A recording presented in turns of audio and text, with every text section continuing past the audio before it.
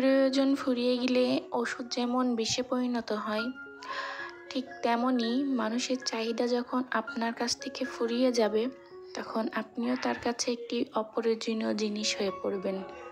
আসলে মানুষ জাতিটাই এমন, আপনি যার জন্যই করবেন তার যতদিন পর্যন্ত আপনার প্রতি মন থাকবে ততদিন আপনি ঠিক অনেক ভালো থাকবেন তার কাছে। যখনই তার চাহিদাটা ফুরিয়ে যাবে তখন আপনি তার কাছে অপ্রয়োজনীয় জিনিস হয়ে পড়বেন। আসসালামু আলাইকুম, welcome back to my channel. আশা করি যে যেখান থেকে আমার ভিডিওটি দেখছেন দেশের এই পরিস্থিতিতেও আল্লাহ সবাইকে ভালো রেখেছে, সুস্থ রেখেছে। আমরা আল্লাহর রহমতে ভালোই আছি। তবে দেশে যে অবস্থা, এই পরিস্থিতিতে জানি না যে কখন কার অবস্থা কোথায় কি হয়। তবে আল্লাহ চাইলে সব কিছুই করতে পারে। দোয়া করি আল্লাহ সবাইকে হেফাজত করুন, আমিন। আজকের ভিডিওতে আমি একটা দিন কাজের মাধ্যমে কিভাবে আমি সময় কাটাই সেটাই আপনাদের সাথে শেয়ার করব।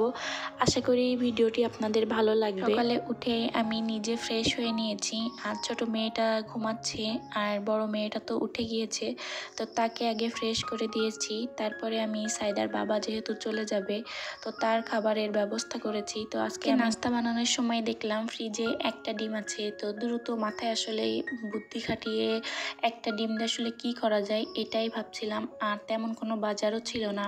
তো সেই কারণে দ্রুত ভাত ভাজি করে নিয়েছি, তো সেটা দিয়ে চালিয়ে দেব। তো তাকে খেতে দিয়েছি আর সে খেয়ে চলেও গিয়েছে। এখন আমি প্রথমেই ডাইনিং টেবিলটা পরিষ্কার করে নেব। আসলে গৃহিণীদের কিন্তু ইনস্ট্যান্ট বুদ্ধি থাকা লাগবে। যখন আপনার ঘরে কিছুই থাকবে না তখন আপনি আপনার বুদ্ধি দিয়েই কিভাবে এই সময়টাকে পার করবেন সেটাও কিন্তু আপনার উপরেই তার দায়িত্বটা থাকে। আর প্রতিটা মেয়েরই মেন্টালিটি কিন্তু এক একজনের এক এক রকম থাকে। তবে আমি বলবো বিয়ের আগে যে মেন্টালিটি থাকে প্রতিটা মেয়ের ক্ষেত্রে সেই মেন্টালিটিটা চেঞ্জ হয় যখন তার বিয়ে হয়ে যায়। মেয়েদের পরিস্থিতি বুঝেও সব কিছু খাপ খাইয়ে নেওয়া শিখতেও হয়। কিছুদিন আগে একটা ব্লগার আপুর ভিডিওতে দেখছিলাম, সে তার নিজের কথাই বলছিল যে সে কিছুই করতে পারতো না, কিন্তু মাশাল্লাহ এখন সে অনেক কিছুই করতে পারে। আপুটার নামটা আসলে আমার এখন মনে নাই।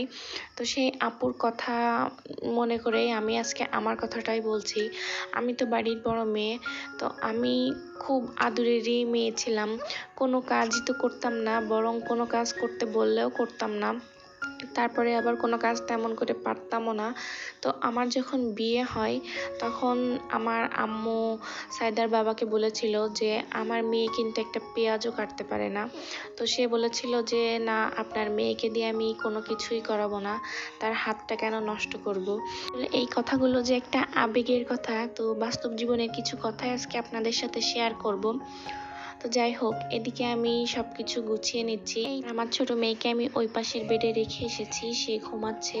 এই সুযোগেই আমি সব কাজগুলো গুছিয়ে নিচ্ছি। তো এই পাশের বেডটাও গুছিয়ে নিয়েছি, আর এখন যেসব টুকটাক কাজ আছে সেগুলো করে নিচ্ছি। আমার সময় সুযোগ থাকলেই আমি কম বেশি আমার ফুলদানিগুলোকে প্রতিদিনই আমি পরিষ্কার করি, তারপরেও জানি না কোথা থেকে এত ধুলাবালি চলে আসে।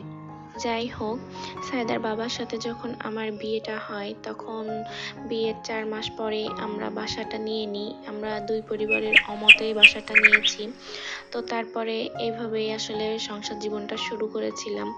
তো সংসার জীবন যখন শুরুই করেছি আমি তো কোনো কাজই পারি না, পেঁয়াজটাও ভালোভাবে কুটতে পারি না, যে ডিম ভাজির জন্য যে পেঁয়াজটা কিভাবে কুটতে হয় এটাও জানি না। তো সাইদার বাবা আসলে আমাকে সব কিছু শিখিয়েছে। সাইদার বাবা প্রতিদিনই অফিস করে এসে রান্না করতো আমার জন্য, আর আমি তার অপেক্ষায় বসে থাকতাম। তো এমন করতে করতে আসলে 1 মাস যখন সে রান্না করছে তখন একটা দিন বলেই ফেলে যে তুমি কি কোনো কিছুই শিখে আসোনি। আসলে এই কথাটা শুনে আমি অবাকই হয়েছিলাম, ভেবেছিলাম তো সে আমাকে হয়তো সারা জীবনই রান্না করে খাওয়াবে। হয়েছে কি, আমার যখন বিয়ে হয়েছে তখন আমার 16 বছর বয়স। তো এই বয়সে আসলে ভাবতাম যে হয়তো ভালোবেসে এই কথাটা বলছে, এই কথাটা হয়তো সারা জীবনই এমনই করবে। কিন্তু না, এখন যখন একটু বড় হয়েছি আর সব কিছুতেই তো বুঝতে শিখেছি, আর সংসার জীবনও কিন্তু আমার বেশ অনেক দিনেরই। তো এখন তো এই কথাগুলো আসলে মনে পড়লে খুব হাসি পায় যে আমি আসলে কত বোকা ছিলাম। আর মেয়েরা মনে হয় এমনই, তারা হয়তো ভাবে যে যখন রিলেশন টেনশন করে আর ছোট বয়স থাকে, তখন ভাবে যে ভালোবেসে আসলে সংসার জীবনে ওই একটা প্লেটে একটা গ্লাসে সব কিছুই হয়ে যাবে। কিন্তু না, দিন শেষে আসলে আমাদের সব কিছুরই কিন্তু প্রয়োজন আছে। যখন আপনারা স্বামী স্ত্রী দুইজন থাকবেন তখন কিন্তু একটা গ্লাসে দুইজনার হয়ে যাবে, কিন্তু যখন আপনার বাসায় 4 জন আসবে সেই ভাবনাটাও কিন্তু আপনাকে ভেবে রাখতে হবে। আমি যখন এই চ্যানেলটি খুলেছিলাম তখন সায়দার বাবার পোস্টিংটা ছিল বাগেরহাটে। আর বাগেরহাট পোস্টিংয়ে যে সময় ছিলাম আমরা, সে সময় আমরা আসলে বাসা বাড়িটা ওইভাবে নিয়ে যাইনি, শুধুমাত্র ব্যাচেলারের মতোই থাকতাম আমরা। আমরা নিজেদের আসবাবপত্র বলতে কোনো কিছুই নেইনি, শুধু রান্না করে খাওয়ার মতো একটা প্লেট, একটা গ্লাস আর চুলাটা নিয়ে গিয়েছিলাম। তো সেখানে একদিন যখন আমার বাসায় 2-4 জন খাবে, তখন আমি নিচের এক ভাবির কাছ থেকে 2টা প্লেট নিয়ে আসতে যাই। আর তার কথা শুনে আমার এতটা খারাপ লাগে। সে যে কথাগুলো বলেছিল সেটা শুনে আমি শুধু চুপচাপ চলে এসেছিলাম। সে হয়তো যা ভেবেছিল আমার কোনো কিছুই নেই কিংবা কেন আমি কোনো কিছু কিনি না। তো আমরা তো এখানে গিয়েছিলাম মাত্র 4 মাসের জন্য। 4 মাস পরেই আমাদের কিন্তু পোস্টিংটা হয়ে যায়। তো এই কারণে আমরা কোনো বাসার আসবাবপত্র নিয়ে যাইনি। কিন্তু মানুষ সেই সময় যে ব্যবহারগুলো করেছিল সেই ব্যবহারগুলো আসলে ভোলার মতো না। শুধুমাত্র বাসার আসবাবপত্র না থাকার কারণে যে উপহাসমূলক ব্যবহার করেছিল সেগুলো আসলে মনের ভিতরে কষ্টই দেয়। তবে ওইখানের একটা ভাবির কাছ থেকে অনেক হেল্প পেয়েছি।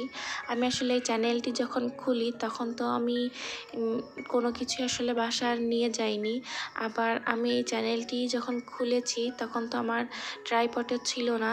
তো প্রথম দিকে আমি যখন ভিডিও দিতাম তখন ভিডিওটি আসলে করব কি করে, এভাবেই ক্যামেরা ধরতো, ভিডিও করতো আর আমি রান্না করতাম। এভাবেই কিন্তু আমি আসলে ভিডিওগুলো করেছি আর দিয়েছি। যাই হোক, এদিকে কথা বলতে বলতে আমার 2টা ঘরের আসবাবপত্রই মোছা হয়ে গেছে। আর এই তো একটা আপু আমার গত ভিডিওতে আমার ওয়ার্ড্রোপের ডিজাইনটা দেখতে চেয়েছিল। তো আপুটার নাম আমার আসলে মনে নাই। এই যে আপু, আমার ওয়ার্ড্রোপের ডিজাইনটা আপনার জন্য দেখিয়ে দিলাম। আর ওয়ার্ড্রোপটা আমার শিশু কাঠের। ওয়ার্ড্রোপটা তৈরি করেছি 7 বছর হয়ে গিয়েছে আর এখনো পর্যন্ত ভালোই চকচক করছে। তবে আমি এর মধ্যে একটি বারের জন্যও কিন্তু বার্নিশ করিনি। আর এখন চারিদিকে একটি জিনিস খুব দেখা যাচ্ছে, সেটা হচ্ছে ক্লে। এই ক্লে দিয়ে বাচ্চারা সব ধরনের জিনিস তৈরি করছে, খেলা করছে। তো আজকে আমি এই ক্লে দিয়ে গোলাপ ফুল তৈরি করেছি, সেটাই আপনাদের সাথে শেয়ার করলাম। আর ভিডিও শেষে দেখাবো যে আমি ক্লে দিয়ে কীভাবে গোলাপ ফুল তৈরি করেছি। আর আমি সব কাজের মাঝখানে কিন্তু একবার এসে ভাতটাও রান্না করে গিয়েছি আর এখন এসেছি তরকারি রান্না করার জন্য। তো আমি আজকে ইলিশ মাছ দিয়ে আর পেঁপে দিয়ে রান্না করব আর উচ্ছে ভাজি করব। তো উচ্ছে ভাজি করার জন্য আমি প্রথমে লবণ দিয়ে একটু মাখিয়ে রেখেছিলাম। লবণ দিয়ে মাখিয়ে রাখলে কি হয়, উচ্ছের তেতো ভাবটা চলে যায়, তাই জন্য আমি উচ্ছেটা 10 মিনিটের জন্য লবণ দিয়ে মাখিয়ে রেখেছিলাম। তো এখন আমি উচ্ছেটা চুলায় তুলে দিয়েছি আর এই তো উচ্ছে ভাজিটাও করে নিয়েছি। তো এই তো আজকে আমি সব কিছু রান্নাবান্না ইলেকট্রিক চুলায় করব, কারণ আমার গ্যাস শেষ। তো কারেন্টের চুলা থাকার এই একটা সুবিধা, যদি গ্যাসটা শেষ হয়ে যায় তাহলে কারেন্টের চুলায় দ্রুত তুলে দেওয়া যায়। আর দেখবেন যে যেদিন আসলে মেহমান আসবে কিংবা আপনি একটু তাড়াহুড়া করবেন ওই দিনই দেখবেন যে গ্যাস শেষ হয়ে যাবে। তো এখন তো আর সেই ভয়টা নেই যে গ্যাস শেষ হয়ে গেলে কি করব কিংবা রান্না বাকি থেকে যাবে। এই সমস্যাটা আসলে দূর হয়েছে। তো ভিডিওর শুরুতে যে কথাটা আসলে বলছিলাম যে সায়দার বাবা আমাকে বলেছিল যে আমাকে দিয়ে কোনো কাজই করাবে না। তো সেটা 1 মাস না যেতে যেতে আসলে তার বহিঃপ্রকাশ পাই। আর তখন আসলে বলেছিল যে তুমি কি কোনো কাজই শিখে আসোনি? আর আমি তো ভেবেছিলাম যে আমার কোনো কাজ করাই লাগবে না। তো তখন থেকে আসলে সংসারে সেই যে হালটা ধরা শুরু করেছি আর এখন তো মাশাআল্লাহ সব কিছুই করতে পারি। এই জন্যই কিন্তু প্রতিটা মেয়েরই উচিত তার বাবার বাড়ি থেকে সবগুলো কাজই শিখে রাখা। টুকটাক করে সব কাজ যদি শিখে রাখা যায় তাহলে দেখবেন শ্বশুরবাড়িতে এসে কিন্তু কোনো কথাই শোনা লাগে না। আর শোনা লাগে না যে তোমার বাবা মা কি তোমাকে কোনো কিছুই শেখায়নি কিংবা তুমি কোনো কিছু শিখে আসোনি। এই কথাটা যে আসলে কত বড় কষ্ট দেয় এটা আসলে যাদের বলে তারাই জানে। তবে দেখবেন এই কথাটা আসলে যারা শোনে তারা কিন্তু পরবর্তীতে নিজের উপরে জেদ করেই সব কিছুই করতে শেখে। তারাই পরবর্তীতে এত সুন্দর করে সংসারটা সামলায়, তাদেরকে দেখে মনেই হয় না যে তারা প্রথমে কাজ জানতো না কিংবা কিছুই করতে পারতো না। আর এই তো আমি রান্না শেষ হওয়ার আগেই কিন্তু এভাবে সব কিছু গুছিয়ে নিই। রান্নাটা যখন দেখি যে একেবারে শেষের মুখে, একেবারে শেষের যে তরকারিটা ওইটা চাপানোর পরেই আমি এইভাবে টুকটাক যেসব অগুছালো জিনিসপত্র থাকে সেগুলো একসাথে গুছিয়ে নিই, যাতে আমি রান্না শেষ হওয়ার সাথে সাথে রান্নাঘর থেকে বেরিয়ে আসতে পারি। কারণ এখন যেহেতু 2টা বাচ্চা আছে, তো এখন তো সব কিছু ওইভাবেই সামলাতে হবে।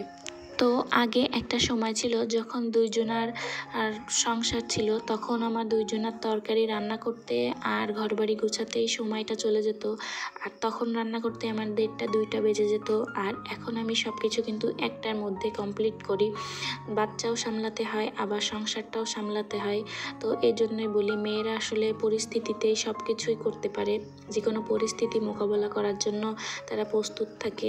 তো ভিডিওর মাঝখানে সেই পুরাতন একটি কথা, যারা এখনো পর্যন্ত আমার ভিডিওটি দেখছেন তারা প্লিজ ভিডিওটি একটি লাইক দিয়ে ভিডিওটি কন্টিনিউ করবেন। আর যারা এখনো পর্যন্ত আমার চ্যানেলটি সাবস্ক্রাইব করেননি তারা আমার চ্যানেলটি সাবস্ক্রাইব করে প্লিজ আমার পাশে থাকবেন। এই তো রান্নাবান্না শেষে আমি দুপুরের দুধটাও জ্বালিয়ে নিয়েছি, আর এখন খাবারও টেবিলে দিয়ে দিয়েছি। সায়দার বাবা আবার অফিস থেকে আসবে খেতে, তো এর ভিতরে আমার সব কিছু কমপ্লিটও হয়ে গেছে। আর এই সমস্ত কাজের ফাঁকে ফাঁকে কিন্তু আমার 2 মেয়েকে গোসল করানো হয়ে গেছে। তো এই তো সময় করে আসলে সব কিছু করে নিই। আসলে মেয়েরা ঘরে বসে সারাদিন কি করে, অধিকাংশ পুরুষই কিন্তু এই প্রশ্নটা করে। তারা যদি একবার দেখতো যে মেয়েরা আসলে কি করে, তাহলে হয়তো আর এই প্রশ্নটা করতো না। আসলে প্রত্যেকটা পুরুষই ভাবে যে বাইরে আমরা যে কাজ করি সেই কাজের মতো তো মহিলারা আর কাজ করতে যায় না বাইরে, তারা তো ঘরে বসেই থাকে সারাদিন।